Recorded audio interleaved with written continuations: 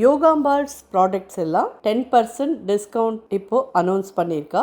Next 1 மந்த்துக்கு டில் August 15th வரைக்கும் உங்களுக்கு 10% டிஸ்கவுண்ட் எல்லா ப்ராடக்ட்ஸ்க்குமே கிடைக்கும். ஸோ உங்களுக்கெல்லாம் என்ன தேவையாக இருக்கோ கண்டிப்பாக வாங்கி வழக்கம் போல் யோகாம்பால்ஸ்க்கு நீங்கள் சப்போர்ட் பண்ணுவேன்னு நினைக்கிறேன்.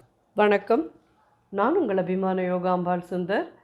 இன்றைக்கி என்ன பார்க்க போகிறோம் அப்படி சொல்லி கேட்டேன்னா, ஜென்மாஷ்டமிக்கு வேணுங்கிறதெல்லாம் முன்னாடி ப்ரிலிமினரி ஒர்க்கெல்லாம் பண்ணி வச்சுக்கலாம் தான்.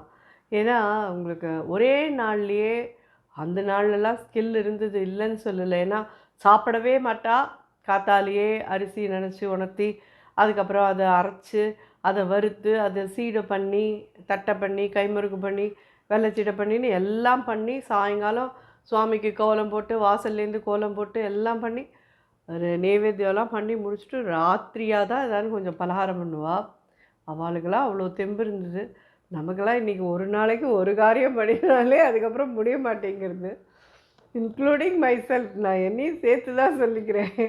அதனால் நம்ம இன்றைக்கி என்ன பண்ணிக்க போகிறோம் அப்படின்னு சொல்லி கேட்டேன்னா, இந்த ஃபஸ்ட்டு இப்போது உளுத்தம்பருப்பை நல்லா செவக்க வறுத்து எடுத்து வச்சுக்கலாம். இது ஆறுன அப்புறமா இதை நல்லா பவுடர் பண்ணிவிட்டு அதுக்கப்புறம் அதை சலித்து எடுத்து வச்சுடலாம். அதே மாதிரி இது மெஷினில் கொடுத்து அரைச்சி வாங்கிட்டு வந்திருக்கேன். பச்சரிசி மாவு, நல்லா மாவு பச்சரிசின்னு வாங்கிட்டு வந்தேன். அந்த மாவு பச்சரிசியை நல்லா களைஞ்சு 2 தடவை தண்ணியை கீழே கொட்டிட்டு 3ஆவது தடவை தண்ணியை விட்டு ஒரு அரை மணிலேருந்து 3/4 மணி ஊற வச்சுருப்பேன். அதுக்கப்புறம் துணியில் நல்லா உணர்த்தினேன். கொஞ்சம் லைட்டாக ஈரம் இருக்கிறதையே போயிட்டு மெஷினில் கொடுத்து அரைச்சி வாங்கிட்டு வந்துட்டேன். ஆனால் இதில் பார்த்தேன்னா தெரியுறதா, அப்படி ரவுண்டாக இருக்கும் அப்படி. ஏன்னா அந்த ஈர அரிசி அரைச்சோன்னா இப்படிலாம் இருக்கும். அதுக்கோசரம் இதை ஒரு தடவை நல்லா வறுத்துட்டு நல்லா சலிச்சுட்டு யூஸ் பண்ண. ஏன்னா சீடையில் ஏதானு ஒரு சின்ன கட்டி இல்லை வேறு ஏதானு ஒரு இது இருந்தால் கண்டிப்பாக வெடிக்கும். அதனால தான் சொல்கிறேன், இந்த விஷயமெல்லாம் நாளே நம்ம பண்ணி வச்சுன்றது ரொம்ப ரொம்ப நல்லது. ஏன்னா இப்போ நமக்கு 16ஆம் தேதி இப்படின்னு சொல்லி சொன்னோன்னு வச்சுக்கோங்க, நீங்கள் ஒரு 12 தேதிக்கெல்லாமே லீவ் இருக்கிறதையே இதெல்லாத்தையும் பண்ணின்னு எடுத்து வச்சுருங்கோ. அன்றைக்கி நாள் வேணாலும் நீங்கள் சீடையெல்லாம் பண்ணிக்கலாம். ஸ்டெப் பை ஸ்டெப் நம்ம பண்ணுறது பாருங்கோ. எனக்கு தெரிஞ்சு நான் சொல்கிறபடி அந்த இதில் அப்படியே பண்ணின்னு வந்தேன்னா இது வரைக்கும் கடவுள் புண்ணியத்தில் எனக்கு அம்பாள் அனுகிரகத்தில் கிருஷ்ணரோட ஒரு அனுகிரகத்தில் எனக்கு இது வரைக்கும் வெடித்ததில்லை சீடை. அதே மாதிரி உங்களுக்கும் வெடிக்காமல் வரும்ன்ற ஒரு நம்பிக்கையில் நான் சொல்கிறேன். கிருஷ்ணரோட அனுகிரகத்தில் கண்டிப்பாக வெடிக்காமல் நல்லபடியாக ஜோராக பண்ணுவேன் நீங்களும். ஸோ எந்த ஸ்டெப்ஸையும் விட்டுடாதீங்கோ, எல்லா ஸ்டெப்ஸையும் அதே மாதிரி ஃபாலோ பண்ணினா கரெக்டாக வரும்.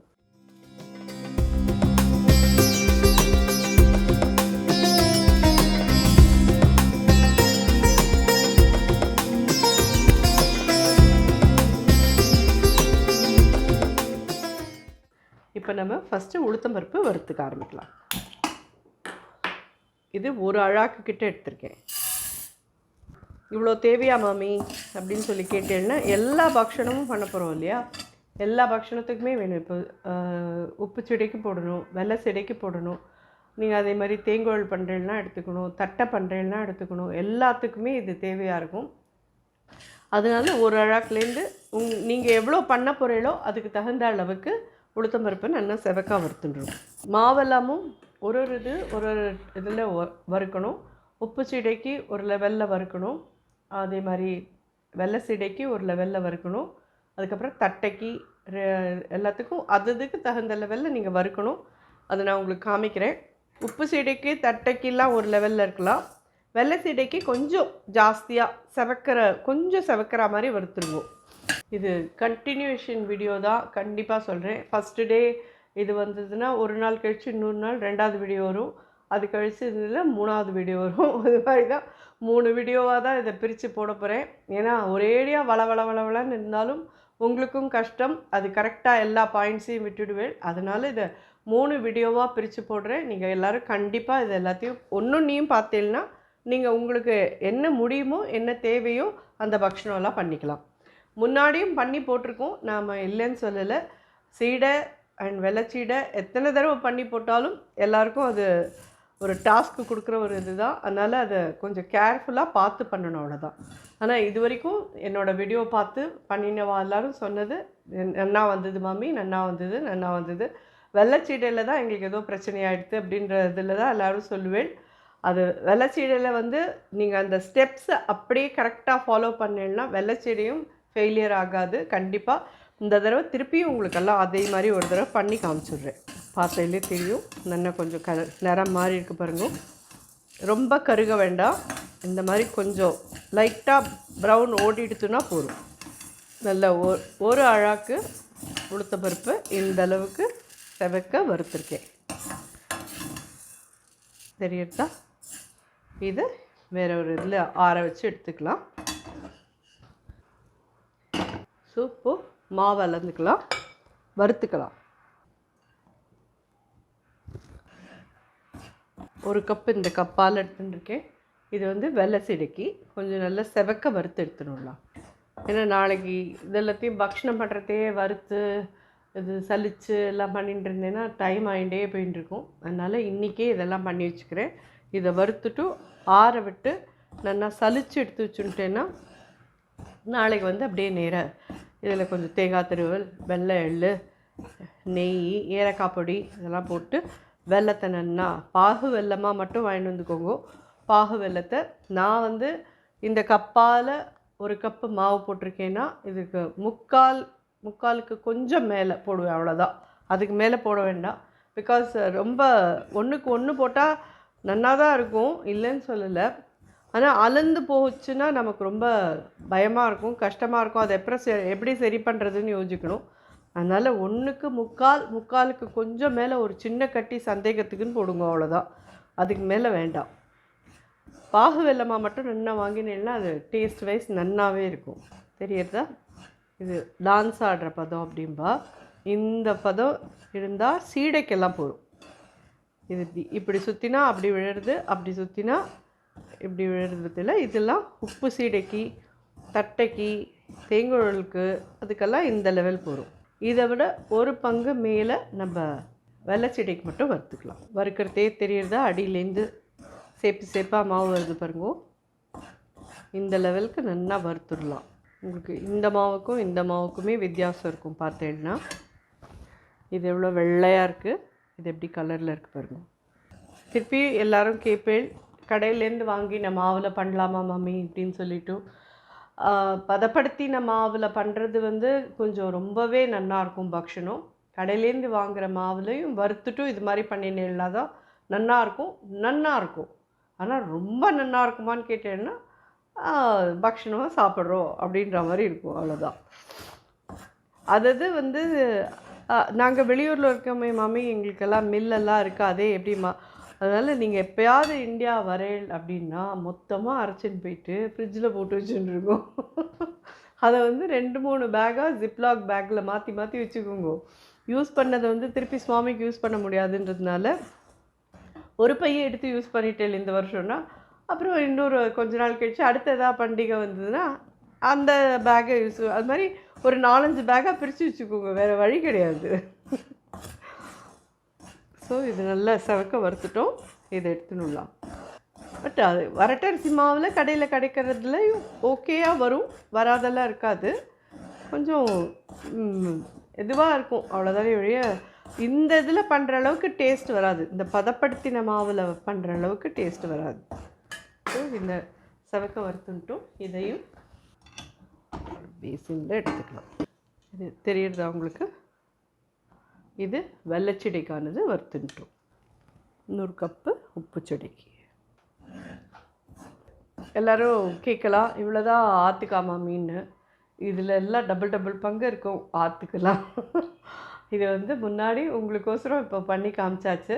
கிருஷ்ண ஜெயந்திக்கு 1 நாள் முன்னாடி இது மாதிரி காத்தாலேருந்து எல்லாம் குளிச்சுட்டு மடியாக அது பண்ணி சுவாமிக்கு பண்ணி எடுத்து வச்சுட்டு அப்புறமா தான் சாப்பிடுவேன். இன்னும் கொஞ்சம் அதிலெல்லாம் யோகா கன்சர்வேட்டிவாக தான் இருக்கேன். என்ன பண்ணுறது, பசங்களாகவே கத்துவா, அவனுக்கு முடியல, மயக்கம் வருது, எதுக்கு நீ இப்படி உட்காந்துருக்க, சுவாமி என்ன நீ இப்படிலாம் சாப்பிட்டு பண்ணக்கூடாதுன்னு சொல்கிறாரா அப்படின்லாம் திட்டுவா. என்னுடைய இதுக்கு நான் இப்படியே பழகிட்டேன். அதனால் எனக்கு அது அப்படி தான் பண்ணுறதுக்கு முடியறது. இந்த நாளில் குழந்தைகளுக்கெல்லாம் அதெல்லாம் முடியாத காரியம். கண்டிப்பாக நீங்கள் எல்லோரும் அதெல்லாம் கஷ்டப்படணும்னு நான் சொல்லலை. சௌரியப்பட்ட பிரகாரம் அதாவது மன சுத்தியோடையும் உடம்பு சுத்தியோடையும் பண்ணுங்கோ, அவ்வளோதான் வேணுங்கிறது, வேறு எதுவுமே இல்லை. சாப்பிட்டு தான் பண்ணணுமா, சாப்பிடாத பண்ணணுமாலாம் எங்கள் நாளில் இதெல்லாம் முடிஞ்சுது. இப்போ இருக்கிற குழந்தைகளுக்கெல்லாம் அதெல்லாம் முடியாது. நீங்களாம் பண்ணுறேன்னு நினைக்கிறேன் பாருங்க, அதுவே பெரிய விஷயம். எல்லாரும் வந்து கிருஷ்ணருக்கு வாங்கி இப்போ நீனே வந்து ரித்விக் இது வாங்கிக்கோன்னு ஆர்டர் பண்ணலையா அப்படின்னு சொல்லி கேட்டேன்னா நான் சொன்னேன் இல்லைன்னு சொல்லலை. இருந்தாலுமே நம்ம பாத்தில் நம்ம கையால் கிருஷ்ணருக்குன்னு ஏதானு ஒன்று பண்ணி நைவேத்தியம் பண்ணுறது தான் ரொம்ப விசேஷம். என்னவாக இருந்தாலும் நம்ம வந்து பக்தியோட ஒரு ஆத்ம இதோடு அவருக்கு என்ன சமர்ப்பணம் பண்ணுறோமோ அதை வந்து கண்டிப்பாக அவர் ஏற்றுப்பார். அதுக்கான அனுகிரகத்தை நமக்கு பண்ணுவார் கண்டிப்பாக. எல்லாமே நம்ம கடையிலேருந்து வாங்கி வைக்கிறதுன்றது சரி வராது இல்லையா. இது வந்து இந்த மாதிரி கோலம் போடுற பதம்பா. இப்படி போட்டேன்னா நீளம் அப்படியே வருது பற்றியெல்லாம் கோடு. ஈரமாக இருந்ததுன்னா அது அந்த கோடு போடவே வராது. ஸோ அதனால நல்ல இது மாதிரி இந்த டான்ஸ் ஆடுற பதம் வரைக்கும் இப்படி திருப்பினா அப்படி விழணும், அப்படி திருப்பினா இப்படி விழணும்.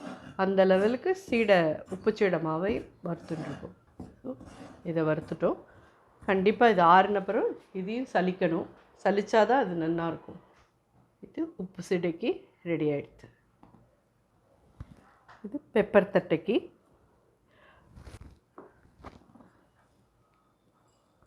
இது பட்டர் முறுக்குக்கு. பார்த்தீங்கன்னா உளுத்த மாவு நல்ல ஜோராக ஃபைனாக பவுடர் பண்ணின்னு வந்துட்டோம். இதானா சலிச்சுட்டு தான் நம்ம யூஸ் பண்ணோம். இப்போ சலிச்சுடலாம்.